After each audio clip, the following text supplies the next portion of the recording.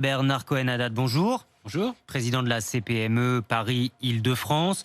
Ce spectre du troisième confinement, personnellement, est-ce que vous le supporteriez ? Écoutez, je crois qu'on n'a pas trop le choix de supporter ces confinements, comme on n'a pas eu le choix de supporter les couvre-feux. Moi, ce qui m'inquiète, c'est qu'on avait cru comprendre qu'on devait vivre avec le virus, et là, on est en train de vivre avec les confinements. Alors, on attend le vaccin avec impatience, mais cette succession de stop and go est assez déstabilisante. Le vaccin qui arrive petit à petit. Oui, qui arrive, mais qui est quand même un espoir, il faut le dire. Et cette succession de stop and go dans l'économie, y compris dans les petites entreprises, pour nous-mêmes, pour nos salariés et aussi pour les consommateurs, moi je trouve que c'est assez stressant. Parce on est arrivé au bout du modèle. Oui, on l'a vu au deuxième confinement, les règles étaient beaucoup moins respectées, alors que les artisans, les petits commerçants que vous représentez, étaient toujours, eux, complètement à l'arrêt comme au premier. Vous savez, il y a eu quand même des retards à l'allumage, puisqu'on a donné d'abord aux grandes surfaces qu'on interdisait au commerce non essentiel, et puis on arrive, comme vous le dites, à un problème de supportabilité, d'acceptabilité du virus, de la façon dont c'est géré, et puis de la façon dont nous voulons le vivre. Surtout que dans toutes nos activités économiques, on a respecté les protocoles.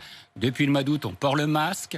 On a aussi les gestes barrières, on a mis des plexiglas et on fait le maximum pour faire en sorte que le virus ne soit pas dans l'entreprise. Alors, plutôt qu'un reconfinement généralisé ou localisé, quelle autre solution proposez-vous ? Parce qu'il va continuer de falloir de vivre avec certaines restrictions tout de même. Oui, comme vous le dites bien, on a compris que la situation serait difficile jusqu'à la fin de l'année. C'est-à-dire jusqu'à novembre-décembre 2021, oui. Qu'il peut y avoir encore des pics. Là, on est sur des plateaux. Tout ça, c'est très abstrait pour le quotidien de beaucoup d'entre nous. Nous, ce qu'on demande, c'est du cas par cas. C'est de la focalisation sur la réalité sanitaire que l'on applique à une réalité économique, des couvre-feux localisés. Pourquoi pas des amplitudes horaires différentes, pourquoi pas 20h, 21h, 19h, ça dépend, pour ne pas geler l'activité économique, parce que geler l'activité économique, c'est créer à terme un économicide. Alors, il y a l'économie et puis il y a aussi notre fameuse santé mentale dont on parle beaucoup. Marie-Liliane, Sébastien sont avec nous. On va démarrer à Annecy, en Haute-Savoie, chez Marie. Bonjour Marie. Oui, bonjour. Est-ce que vous supporteriez, vous, un troisième confinement ou pas ? Alors, sincèrement, je ne crois pas. J'ai vécu le premier confinement vraiment très très bien.